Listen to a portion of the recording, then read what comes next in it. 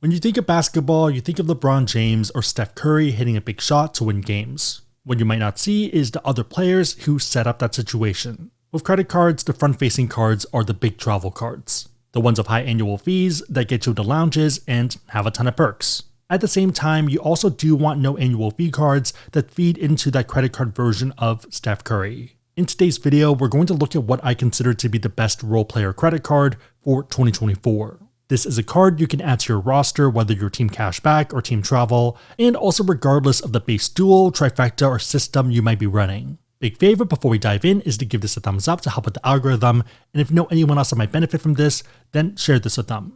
Okay, so first off, what are we looking for? We want something that's no annual fee, and that's easy to understand and use. Something that can work for any system, has competitive multipliers, also a card that can scale with you. The Citi Custom Cash checks all of these boxes. You're earning 5% back on your top eligible spend category each billing cycle on up to $500 in spend.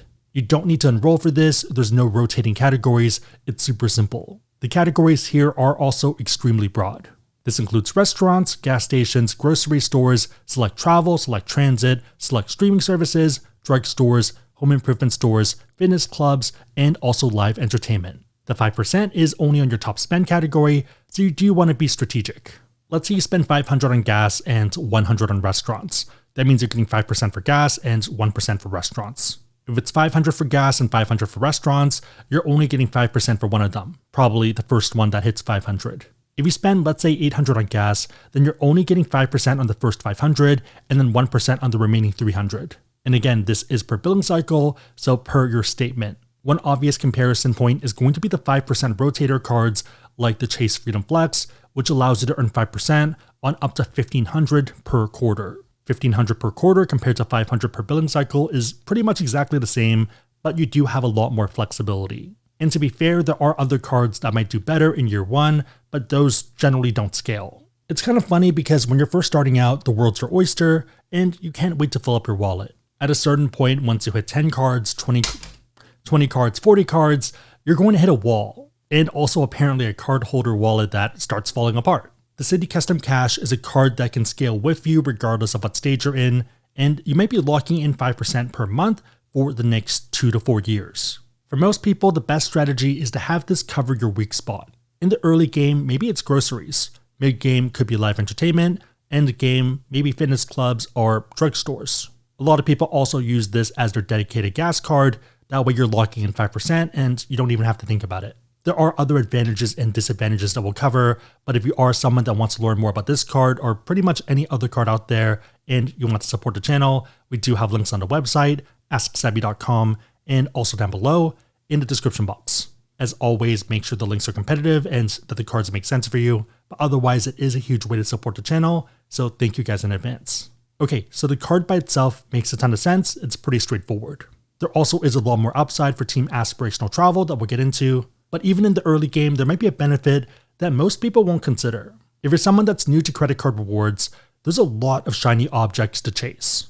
The mathematical optimal is to do Chase, and then Capital One, and then a bunch of other issuers like Barclays, Citi, as well as Bank of America. The main reason being that intro bonuses offer more outsized value relative to multipliers. Still though, a lot of people see cards and their spends and rightfully try to maximize every category. The Citi Custom Cash is that in-between ground that helps you scratch that multiplier itch, while still keeping as many doors open as possible. For example, there are some other issuers right now where if you get the Queen, you're no longer eligible for the Jack bonus.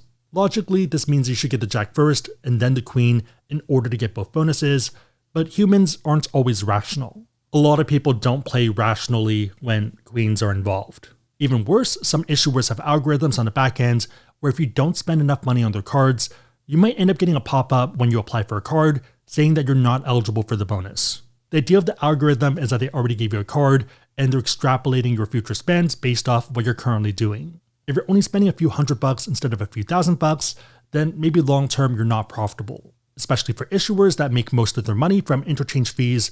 In their case, it's not really worth dangling a carrot in front of you. If you're spending a few thousand on groceries or eating out, then for sure go for those cards, but if you have relatively reasonable spends, especially if you live in a lower cost of living area, then consider the Citi Custom Cash. And to be fair, there is a pretty obvious disadvantage of this card. The 500 cap is pretty useful and reasonable if you're early in your career, but if you have a family and they eat a lot, then maybe that's not enough. Still though, I think it's pretty easy to stick it on something. Maybe it's now your go-to concert or festival card, or maybe you put it on your expensive gym membership. The 5% does pale in comparison to intro bonuses, and we do have a ton of other videos where we talk about 10 to 30% return on spends, and those are great. But the 5% here is something you lock in, and it's with you long term. Using an unnecessary analogy, this is your sixth man or special teams person. They might not win you the game, but they can get a keep block. The card also does have a superpower. Even though all the marketing is cashback, that's not technically the case. The cashback that you earn is in the form of thank you points. 5% is 5x thank you points. So worst case, 5% is still 5%, you're fine there, but you have a lot more upside. The reason for this is because Citi does have a lot of partners, like Emirates, where you can transfer your thank you points. Unless you want to pay an arm and a leg, this is how normal people fly first and business class. You take the points from Citi and you transfer it to the airline program. Let's say 10,000 thank you points would be 10,000 Emirates points. A few good examples to consider given the current landscape would be Virgin Atlantic. Turkish might be interesting and has some utility. Singapore is great if you want to fly to first class, and Qantas also has some utility. In order to transfer, you do need to have one of their premium cards, like the Citi Premier. One strategy might be to earn and save up a bunch of points, and then when you are ready to transfer, then you get the Premier. It doesn't hurt that you're probably getting an intro bonus when you get the Citi Premier. Okay, but what's the point of this whole transfer process? The idea is that you're now operating based off their award chart, and you can pick your spots where you get value and where there's availability. For example, let's use Singapore's One-Way Saver award chart. Let's say you want to fly from New York, which is Zone 13, to Zone 11, which is Europe. You want to fly in their suites in their saver rate, and that's going to be 97,000 miles. This is one of the best first-class products in the air right now, and you have a separate seat and bed.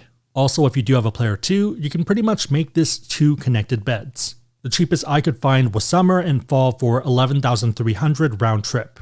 Doing the math on the one-way price and the miles needed, that's 5.8 cents per point. 5x thank you times 5.8 cents per point is 29% in value. Obviously not fair because that only works if you're comfortable paying the full retail price. The point of this isn't the 29% number, it's more so that you're getting a floor, so minimum value of 5%, and potentially a lot more, whether that's 10% or 29%. If you do care about aspirational travel, then I think 2 cents per point is pretty fair, which is about 10%. Availability is another part of the equation, but there are a ton of tools out there to help you find this and also set up alerts for different Grail level flights.